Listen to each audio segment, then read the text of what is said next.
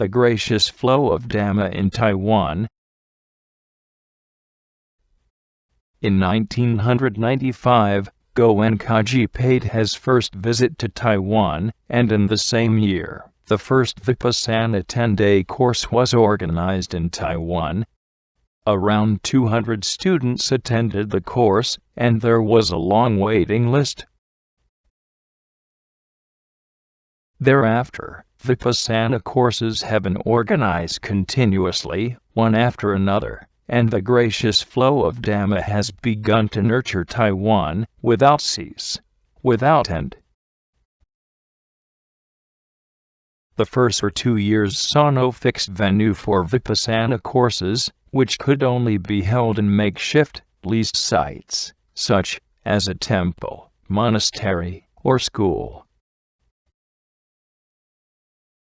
In 1998, an old student took initiative to provide, for 2 years, and free of charge, a private villa in Hsinchu, Taiwan, for organizing Vipassana courses.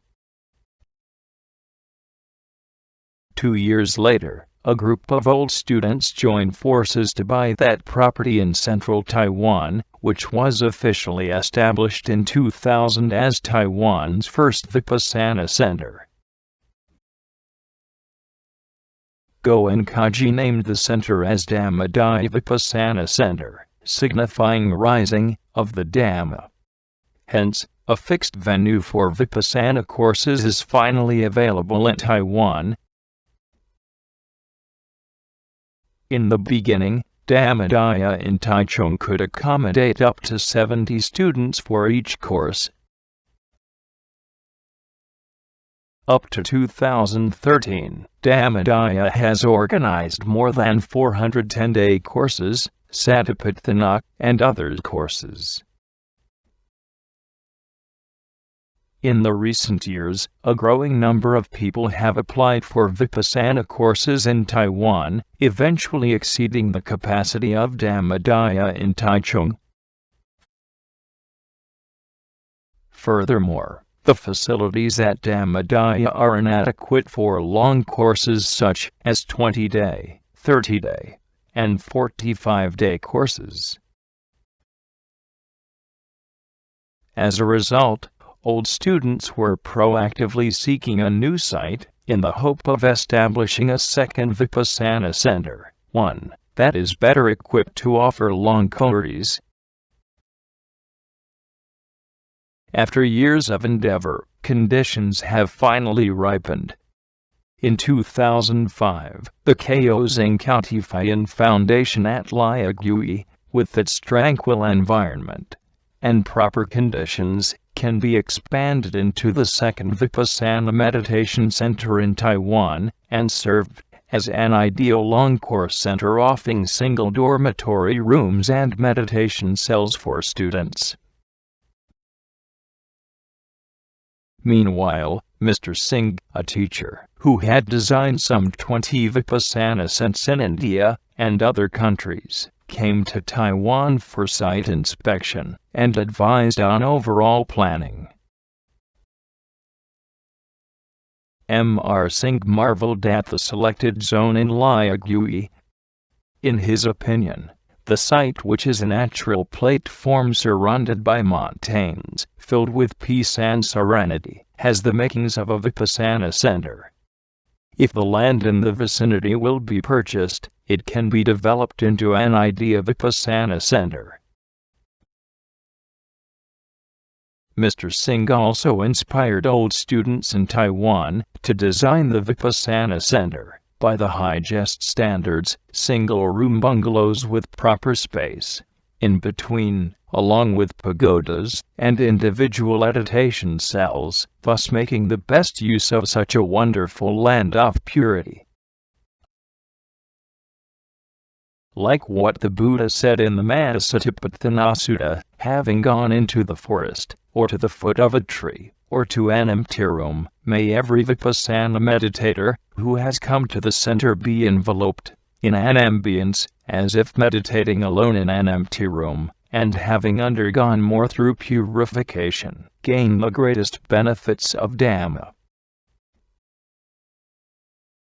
In 2007, under the guidance of Taiwan area teacher and assistance teachers, the board of directors for the second Vipassana Center was formed. At the same time, architectural design was commissioned and zone planning initiated. With active support and donations from old students, preliminary funding for the second Vipassana Center was gathered in May 2010, with usage permits acquired.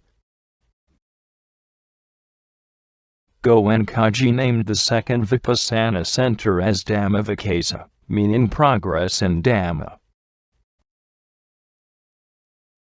The first 10-day course was organized in July 2011, followed by the first 20-day course in Taiwan. That was a big step forward with Dhamma. In 2012, the center was officially registered as Dhammavikasa Vipassana Center at the government. Also in 2012, under the teacher's guidance, old students with architectural expertise continued with overall zone planning, and the land in the vicinity was further purchased. An application filed to convert land use from agricultural to religious utilization was under substantial review by the government at the end of 2013. Vipassana students are aware that in order for the utmost purity of Dhamma to be preserved, and in as much as for Dhamma to prevail, Goenkaji has established a very strict code of discipline, prohibiting commercial acts in all Vipassana centers around the world. All Dhamma servers being absolute volunteers, and donations accepted only from old students, not from any external fundraising. Therefore, with limited financial and human resources, the construction of Dhammavikasa has to be carried out in 3 phases. The first phase of the project targeted on the availability of 60 single dormitory rooms and a Dhamma hall with seating capacity for 70. That is the current accomplishment of Dhammavikasa. During the second and third phases, 120 individual cells and a Dhamma hall with seating capacity for 160 will be built. Moreover, an additional 65 single dormitory rooms, dining halls, and office buildings will also be constructed. The second phase construction is expected to begin in 2015, requiring the costs of approximately NTS 80 million USD 2.7 million. Construction on the third phase is expected to begin in 2020, and the costs will amount to NTS 80 million USD 2.7 million. Upon completion, Dhammavikasa will be able to accommodate 40 male students, 85 female students, and 25 male and female Dhamma servers. 13 years ago, Dhammadaya started from scratch in Taichung, central Taiwan. Later on, Dhammavikasa has been established in Kaohsiung, southern Taiwan. They are the result of selfless contributions of old Vipassana students. Goenkaji used to remind us that Dhammadana is the greatest conation of all. This is because according to the law of nature, you reap what you have sown, and that will go on and on. When you generously offer food to others, you will be rewarded with more food once conditions ripen. And by doing Dhamma service, you support others to cultivate Dhamma and liberate themselves from suffering. Thus, you are also sowing the seeds of real peace, harmony, and happiness for yourselves.